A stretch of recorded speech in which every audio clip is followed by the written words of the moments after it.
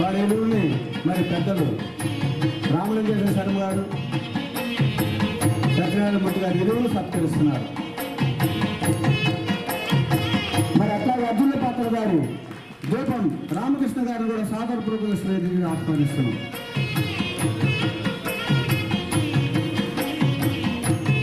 మరి భగీరథ్ గారు, గోపాల గారు వారి ఎరువులు సత్కరిస్తున్నారు.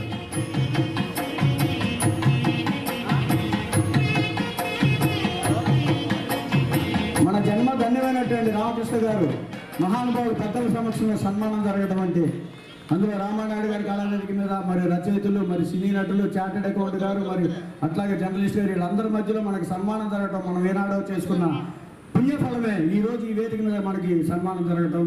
మరి అట్లాగే ప్రముఖ ఎన్టీఆర్ గారు బుక్ రచించినటువంటి మహానుభావులు పెద్దలు మరి సీనియర్ జర్నలిస్ట్ గారిని కూడా సత్కరించవలసిందిగా కోరుచున్నాం.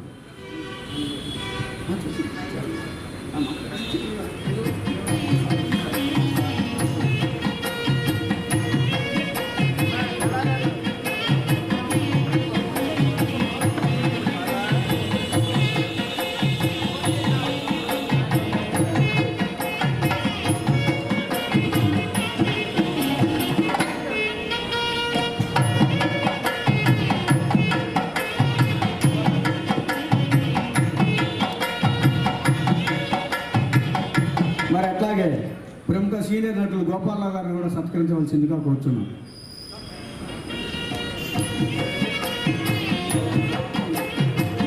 ఈ లైట్ అంటే కొద్దిసేపు ఆపండి.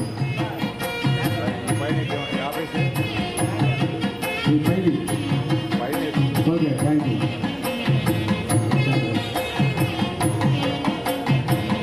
మరి మీ యొక్క స్పందన ఇవ్వాల్సిందిగా పెద్దల్ని మరి భగీరథ గారిని, జొన్నగెత్తులు గారిని మీరే మాట్లాడాలని సార్. సభకు నమస్కారం. ఉగాది సందర్భంగా చాలా సంవత్సరాల తర్వాత ఈ వేదిక మీద నుంచి ప్రసంగిస్తున్నాను. 35 సంవత్సరాల క్రితం ఫిల్మ్నగర్ ఏర్పాటైన తరువాత రామానాయుడు గారు ఫిల్మ్నగర్ వాసుల కోసం కట్టించింది ఈ కళామండపం. అప్పట్లో ప్రతి సంవత్సరం ఏదో ఒక కార్యక్రమం జరుగుతూ ఉండేది. ఆ తర్వాత ఎందుకో మరి అది ఆగిపోయింది. ఆ తర్వాత సుబ్బారావు గారు, నిజానికి సినిమాకు సుబ్బారావు గారికి సంబంధం లేదు, అయినా కూడా రామానాయుడు గారి కళామండపంలో పౌరాణిక నాటకాలను, నిజానికి సినిమాకి దేనికైనా కూడా మూలం పౌరాణిక నాటకాలే. సినిమా, ఆ తర్వాత టీవీ, ఆ తర్వాత యూట్యూబ్, తర్వాత ఇంకేం వస్తుందో తెలియదు. ఎన్ని వచ్చినా కూడా నాటకం ఎప్పటికీ బ్రతికే ఉంటుంది. కనీసం వేదికల మీద నాటకాలు చూడకపోయినా తర్వాత యూట్యూబ్లో ఎప్పటికీ ఓహో కొన్ని సంవత్సరాల క్రితం నాటకాలు ఇలా ఉండేయేమో అని అనుకోవాల్సిన పరిస్థితి వస్తుంది. నాటకాలను మర్చిపోకుండా ఫిల్మ్నగర్లో సుబ్బారావు గారు ప్రతి సంవత్సరం ఇలాంటి కార్యక్రమాన్ని ఏర్పాటు చేయటం నిజంగా అభినందనీయం. సుబ్బారావు గారు, థ్యాంక్ యూ. సినిమా రంగం తరపున, మా అందరి తరపున మీకు అభినందనలు. ఇది కొనసాగాలి. కాకపోతే సినిమా రంగాన్ని కూడా సుబ్బారావు గారికి చేయూతనివ్వాలని కోరుకుంటున్నాను. అలాగే నేను లేటుగా వచ్చినా కూడా తిరుమల తేజ, రామకృష్ణ గారు ఇద్దరు కూడా అద్భుతంగా ఇవాళ ప్రదర్శించారు. రామలింగేశ్వర గారి తెలుసు, సినిమా అంటే 5 నిమిషాలకు ఒకసారి మార్చి షాట్లు తీస్తూ ఉంటారు, కానీ నాటక రంగం మీద అది వీలు పడదు. నిజంగా వాళ్ళు ఎంత బ్రహ్మాండంగా నటించారంటే ఇద్దరిని కూడా మనస్ఫూర్తిగా అభినందిస్తున్నాను. ఈ రోజున ఈ కార్యక్రమంలో నేను పాల్పంచుకోవడం నాకు ఆనందంగా ఉంది. థ్యాంక్ యూ సుబ్బారావు గారు, థ్యాంక్ యూ వెరీ మచ్.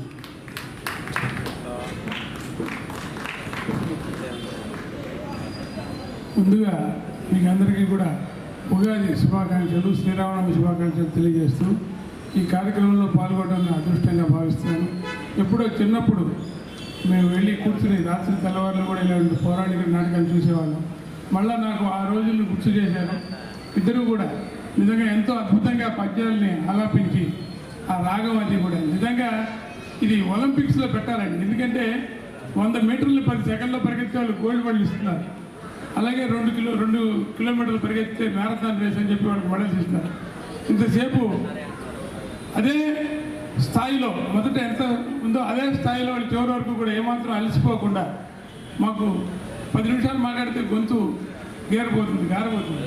అటువంటిది వాడు ఏమాత్రం కూడా ఆ గొంతులో మార్పు లేకుండా చక్కగా ఆ రంగాలను వాళ్ళకి భగవద్గీత అదృష్టం, అది తెలుగు వాడు చేసినటువంటి అదృష్టం. దాన్ని దయచేసి పోగొట్టుకోకండి. సుబ్బారావు గారు లాంటి మహానుభావులకి అందరూ కూడా చేయూతనిద్దాం. ఎందుకంటే ఇటువంటి అనేక కార్యక్రమాలు వాళ్ళు చేయాలి. వాళ్ళు ప్రతి సంవత్సరం కూడా చేస్తున్నారు. వారిని అభినందిస్తూ అందరూ కూడా వారికి సహకారం ఇవ్వాలని చెప్పి కోరుకుంటూ నాకు ఈ అవకాశం కల్పించినందుకు ధన్యవాదాలు తెలియజేస్తున్నాను.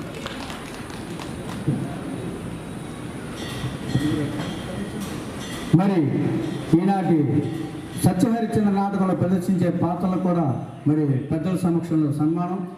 వారణాసి హరిచంద్రుగా బద్విల్ కిరణ్ కుమారు కడప జిల్లా బద్విల్ నుంచి వచ్చారు. వారణాసి హరిచంద్రుడు వేదిక మీదకి రావాలి.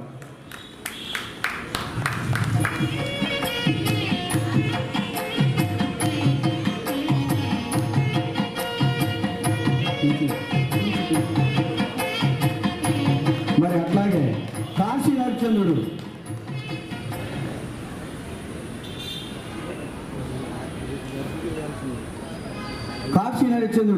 కుంచి దాసబాబు గారు శ్రీకాకుళం నుంచి వచ్చారండి. శ్రీకాకుళం సార్ వీటి శ్రీకాకుళం నుంచి వచ్చారు. రెండో హరిచంద్రుడు కాశీ హరిచంద్రుడు శ్రీకాకుళం జిల్లా అవుతాడు తర్వాత.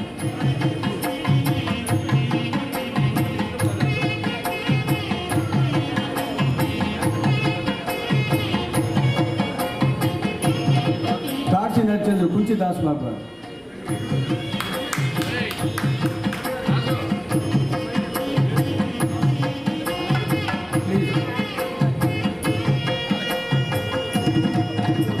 బాబు పెట్ట కొంచెం కోతదనం చిత్తరు పిడిగే.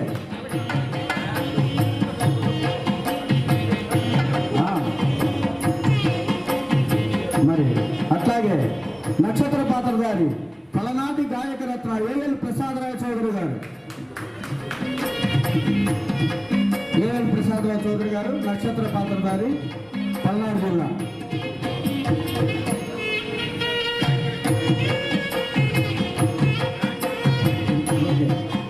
అట్లాగే ఈనాటి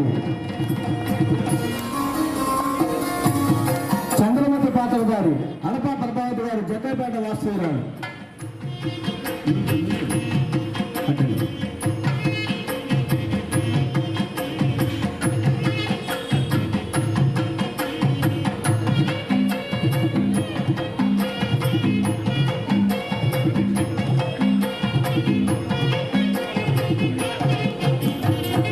మరి లోహిదాసు పాత్రధారి బద్రీనాథ్. లోహిదాసు పాత్రధారి బద్రీనాథ్ ఎంతో ఉత్సాహంతో ముందుకొచ్చాడు. బద్రీనాథ్ ఒక్క నిమిషం ఉండండి.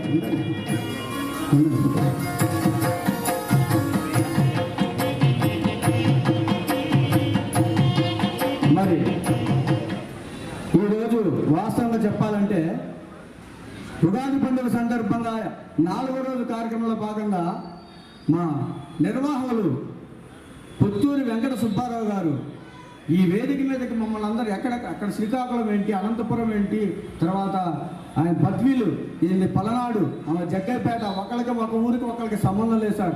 ఎక్కడెక్కడి నుంచో రాత్రి ప్రయాణాలు చేసి అబ్బాయి కర్నూలు ఆడుకున్నాడు. వాళ్ళు కర్నూలు జిల్లా, ఈ అమ్మాయి రాత్రి ఎండ్రపేట గుడివాడ దగ్గర, ఇతను నర్సరాపేట దగ్గర ఆడుకుని నాటకాల వరుసలు వచ్చి మరి మహానుభావుడు మా పుత్తూరు వెంకట సుబ్బారావు గారు ఏ నాటకంలో ఎవరిని పెట్టాలి, ఎక్కడ ఏ ఆర్టిస్ట్ని పెడితే జనాలు మనల్ని ఆదరిస్తారు, ఆనందపరుస్తారని వాళ్ళందరినీ ఆనందపరచడానికే ఎవరిని ఏడ్చి కూర్చి మరి వాస్తవంగా చెప్పినట్టు పెద్దలు భగీరథ గారు చెప్పినట్టు సినీ నటులకి వారికి సంబంధం లేనట్టు నాటక రంగానికి కూడా వారికి సంబంధం లేదండి మాకు తెలిసి.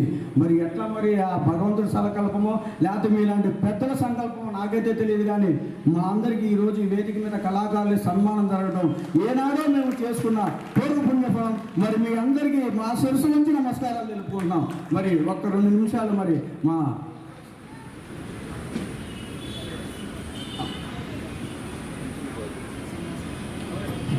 శ్రీనివాస్ గారు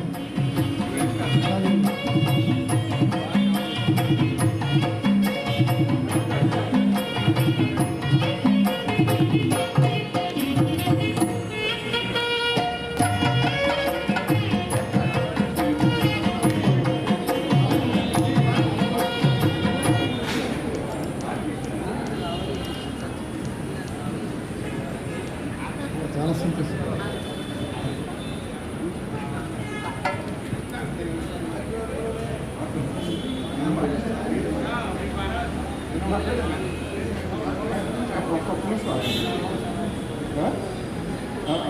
మీరు తండ్రి కుమార్తె ఇద్దరు రండి. ఇవాళ ఈ కార్యక్రమం సచిమూర్తి గారు భగీరథ గారు ఇవాళ పౌరాణిక నాటకం ప్రదర్శించడం అంటే పొత్తూరు వెంకట సుబ్బారావు గారు లాంటి వాళ్ళు, దర్శి శ్రీనివాస్ గారు లాంటి వాళ్ళు ఉండి ఇక్కడ ఏర్పాటు చేయటము, వీళ్ళు వచ్చి ఏ జిల్లాల్లో ఎక్కడెక్కడ ఉన్నా సరే అందరూ కలిసి ఐకమత్యంగా దీన్ని రిహార్సల్స్ చేసి ఒక అద్భుతమైనటువంటి శిక్షణ అయిన తర్వాత వచ్చి ప్రదర్శించడం, ఈ రెండూ కూడా భగీరథ ప్రయత్నం. అది మన జాతికి గర్వకారణం. పౌరాణిక పద్యం నిజంగా ఈ రకమైనటువంటి కల్చరల్ ఈ ఎక్కడ పడితే అక్కడ జరిగేటువంటి ఈ సమ్మేళనం, ఈ కల్చరల్ ఎక్స్చేంజ్ కనుక ఉన్నట్లయితే అసలు తెలంగాణ విడిపోయేదే కాదు.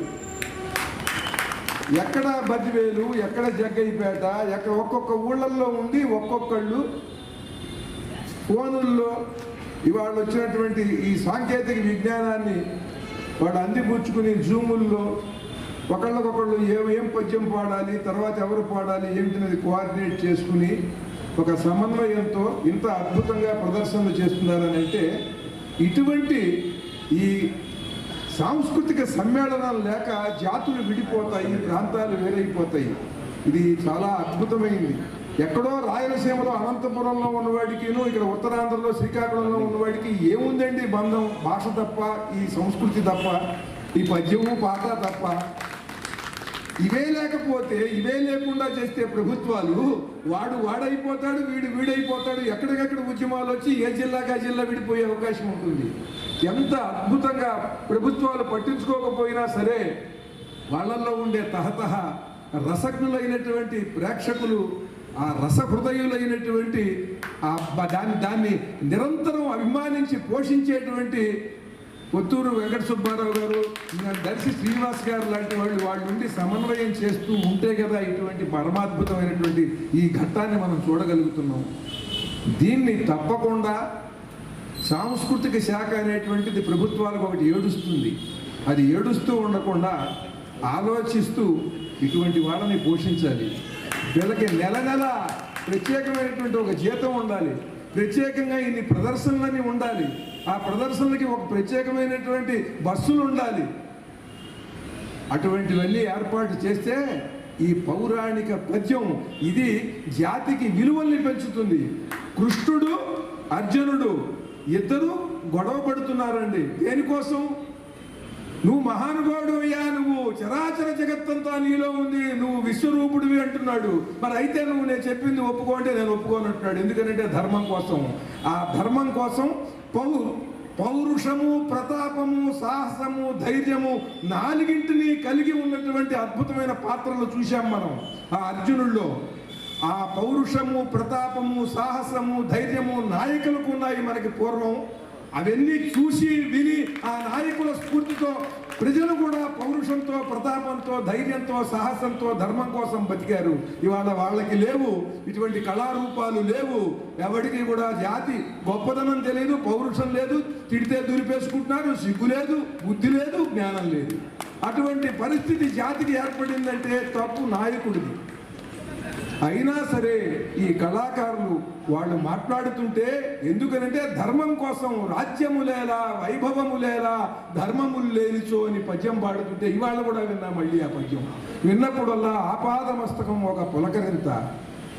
ఇలా బతకాలి, ఇలా బతకాలి, కృష్ణుడైనా సరే ఎదిరించాలి అని అర్జునుడు ఎలా భావించాడో అలా ప్రతివాడు ఇలా బతకాలి, నేను ఏదైనా సరే ఎంత కష్టమైనా రాని, ఎటువంటి వాడితో ఉన్నా సరే నేను ఎదురు నిలబడని, ధర్మం కోసం ఇలా బతకాలి అని జాతి కూడా అనుకునేలా చేసేది ఈ కళారూపం, ముఖ్యంగా పౌరాణిక పద్యం. ఇలా పద్యం పాడితే అమ్మాయి మామూలు విషయమా? ఈ అమ్మాయి కడుపున ఎటువంటి మహాద్భుతమైనటువంటి శక్తిమంతుడు పుడతాడండి.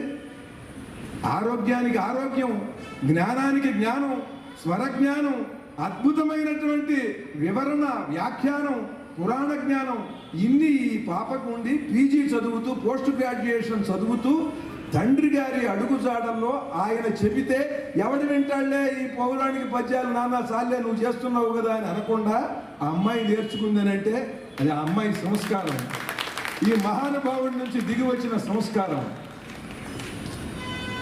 ఈ తండ్రి ఎంత గొప్పవాడో ఆ కూతురు అంత గొప్పది.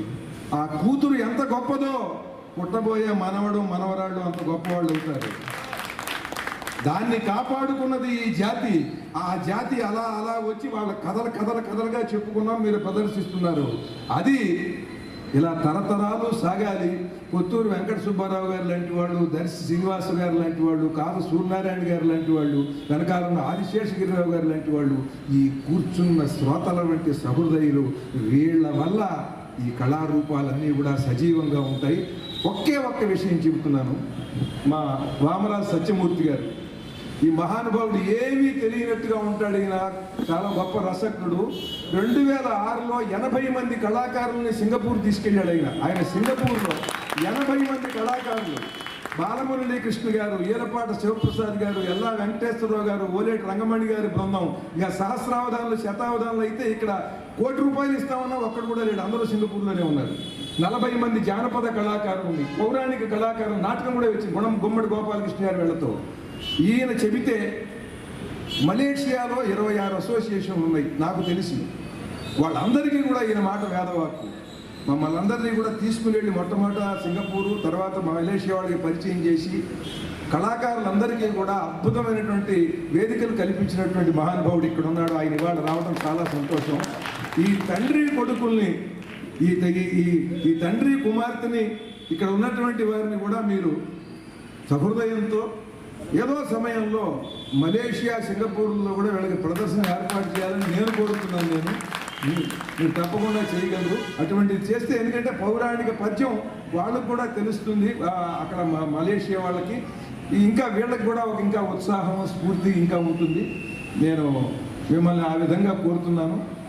మీ అందరికీ కూడా మరొకసారి కొత్తూరు వెంకట సుబ్బారావు గారికి, దర్శి శ్రీనివాసరావు గారికి అందరికీ హృదయపూర్వకమైనటువంటి శుభాభినందనలు.